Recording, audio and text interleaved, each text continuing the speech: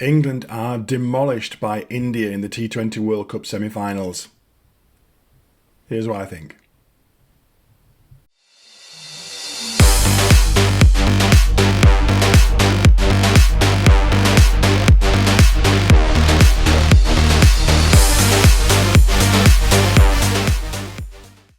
Hello everyone and welcome back to another video. Well, that was good, wasn't it? If you're an India fan. England fans, not so much. Okay, so this game, obviously a semi-final, was played at Providence Stadium in Guyana. Rain was about, didn't end up ultimately reducing the game, but it was out early doors, and we had a couple of we had a delay and a further interruption.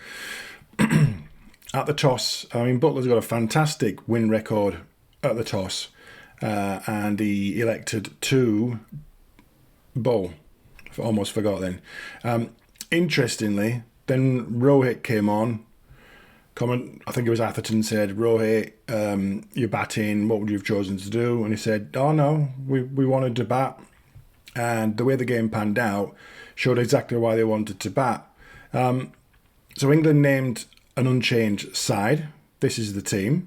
So as you can see, and just to confirm that Mark Wood, Tom Hartley, Ben Duckett and Will Jacks all missed out again. England fans, was it right to stick with the same side? We'd thrashed USA. Would you have changed anything up at all? Brought Wood back, given Duckett a chance, or brought Jacks back into the team? Let me know. India fans, same question to you really. Here's the team, captained by Rohit as normal. Kohli and Pant coming in at 3 with the gloves. Yadav, Dubey, Pandya, Jadeja, Akshar Patel, Yadav, Arshdeep Singh and Jasprit Bumrah was a starting 11, and that meant Sanju Samson, Jaiswal, Chahal and Siraj all missed out again. Really familiar feel to that team, really strong, batting and bowling. Would you have changed it up at all? Okay, just before I bring the card up, I just want to say that, firstly, both unbeaten teams have made the final, and I think that feels right. I'm going to keep my fingers crossed and be on the side of South Africa for Saturday. I think it's just about time that they won it, and they've been playing well, and they seem to be coming into form at the right time. India are just world class throughout, and I'd kind of like to see them just get beat in the final again. But regarding this game, semi-final against England, India were clearly a level or two above England and outperformed us throughout both innings. Anyway, let's have a look at the card. All right, so what do we think about the first innings? India obviously licking their lips at batting. Did Butler make a mistake? He's just been interviewed, I think, by Atherton on Sky TV, and I don't think he regrets putting India in. But he certainly admitted that they gave away probably 20-25 too many runs.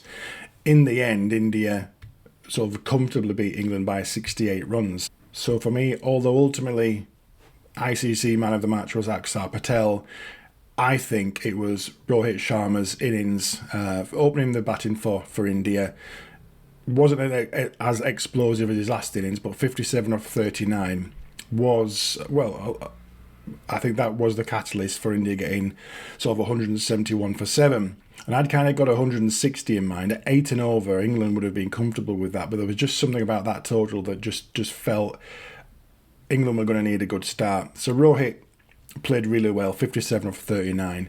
He had a good partnership with Surya Kumar Yadav, or Sky, as he's known, who hit 47 off 36. Looked really good. Probably the first time I've seen him play well in a while, playing some of his traditional shots. His sort of lofted flicks behind leg looked really good. And Hardik smashed a few towards the end, a few boundaries, 23 off 13. So they got there. And I bet India would have been happy with that. Although I'm saying sort of India got maybe 15, 20, 25 runs too many. The bowling wasn't that bad, other than Sam Curran, who went for 25 off 2.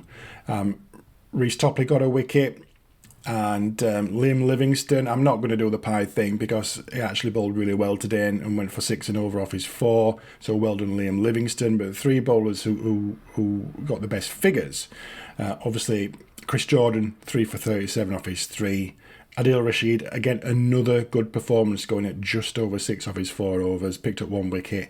And Archer likewise, 1 wicket, 4 overs for 33.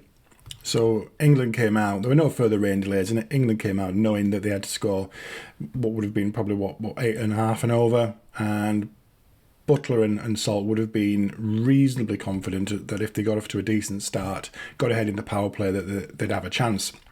Of course, this was a wicket that India absolutely knew how to bowl on.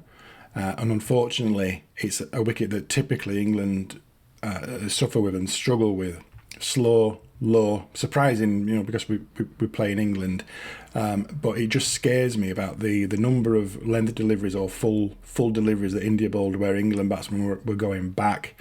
And I think we ended up getting quite a few LBW decisions. So ultimately, I'll do a quick run through in a second, but we were bowled out for 103. So not great. Butler 23 off 15. Brook looked good. He got 25 off 19, but made the mistake of trying the same reverse sweep shot 2 balls in a row, and Kuldeep just threw the other one in a bit straighter, a bit quicker, and I think caught Brook out, and he was given out LBW. Archer smashed a few towards the end. 21 off 15. Archer did manage to run out Liam Livingstone. I think they need to do a refresher on, which who calls which end, and that was definitely Liam Livingstone's call. And Archer should have run through away from the ball to get a single. So I'll have a quick run through of the Indian bowling figures in just a minute, but just wanted to run through the thought around the 10 England wickets. As they fell, if memory serves, Butler reverse sweep, hit it with the Q end, popped up, and Rishabh Pant just took a very, very comfortable catch. Salt bowled by Bumrah, who has to be the most technically skilled bowler on the planet right now. Can't think of many more that understand which type of ball he has to bowl when, and then absolutely delivers it. So an on-form Bumrah was never going to bode well for England. Bairstow, Johnny, I think you're great, mate, but what on earth were you doing? That looked terrible. You stepped away. Akshar Patel ended up bowling your off stump, and you just hung your bat out there. So we'll let you off with that one because you have batted really well, but that didn't look good. And that was Johnny Bairstow done. Moeen was up to bat at 3, but the scorecard says he was stumped by Rishabh Pant. However, I'm not sure right here, reflecting on that, shouldn't that be a run out? Because the ball hit Moeen in his pads, he didn't know where it had gone, and he ran out of his crease. That's when Pant picked up the ball and took the bails off. I always thought that was a run out, but it was recorded in the scorebook as a stumping. Either way, he was out for not many. Curran, LBW. Broke I've just covered. Jordan came in at number 8, which is usual spot, but that doesn't look good when you still need over 100 runs left. And ultimately, he was given out LBW by the umpire, and then that was confirmed on appeal. Like I said, Livingstone was run out by Archer. It was all amicable. I'd be having a reminder with Archer just to remind how the call-in works for those scenarios. Rashid was run out, not his fault really. Tried to make his ground, but I can't remember the field. I think it was Surya Kumar Yadav who did kind of a back flick from a few yards away and managed to hit the stumps with Rashid just short of his ground. So just thinking about the bowling figures, Bumrah, absolutely dangerous. The world's class danger man in the Indian bowling ranks. 2 for 12 off just 2.4. They did appeal that last wicket, but that was given, and it was a short day's work for Jasprit. Kuldeep and Akshar both bowled really well. Both got 3 wickets, as you can see, and bowled the full complement. Spin was the way to go. India knew it. Rohit Sharma knew it. England didn't know it, and Butler on reflection has just said that he should have bowled Moeen. I'm not sure if Moeen would have lowered that India total by any or managed to get any more wickets. But it shows that at least Butler's reflected on it, and maybe he'll think differently next time. So just to wrap this one up, overall thoughts about the tournament: England probably ended up where they should have ended up. It was always going to be difficult to defend that as champions. So the odds are always that somebody else will win. And India were the pre-tournament favourites. I think Australia were second actually, but South Africa were fourth after England. So I think we've done okay. Whether Butler, I don't think there's any call for Butler to pack in the captaincy or anything like that. However, he may over the next couple of years decide to step away from that. As he starts to get a little bit older, and he probably wants to choose which form of cricket he's going to concentrate on. So being that England are not in the final, so I won't do a reaction video to that one. So good luck to both teams, and good luck, I just mean I hope they have a good game. All players manage to stay healthy throughout the game, and it's competitive and enjoyable, and a good spectator. A good game for the spectators. Like I said, I really want South Africa to win. I just think it's about time, and they deserve some good news and some success. There will be more videos to come. I won't cover the final. However, I'll just bring up here the England's next games, England's schedule of next games, and it's not, they're done now with the one-day stuff, and it's Ben Stokes' Test side that we need to start talking about, and they come sort of thick and fast. We've got Sri Lanka coming over for a 3-test series in August. However, before that, and next Wednesday, so just under a couple of weeks away, Wednesday the 10th of July, we've got the first test match against the touring West Indies side at Lord's. Then 8 days later, we've got obviously the second test at Trent Bridge up at Nottingham, and then across to Birmingham for the third test match at Edgbaston on the 15th.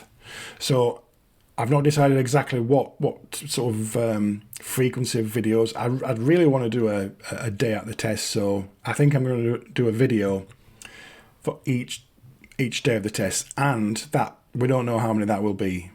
I don't think West Indies are particularly strong in the test arena. England are. They've been closing out games in 4 days recently. We may see some 3 and 4 day test matches. If the weather if the weather is right, we might not get to day 5 on many of these 3 test matches. So I'm going for an England 3-0 win for that test series, and I'll cover Sri Lanka at a future date.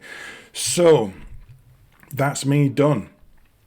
I hope you, if you've watched a few of these reaction videos, thank you for sticking around. If you've hit the thumbs up or left me a comment, brilliant, thank you for that, and continue to do so, please, it really helps.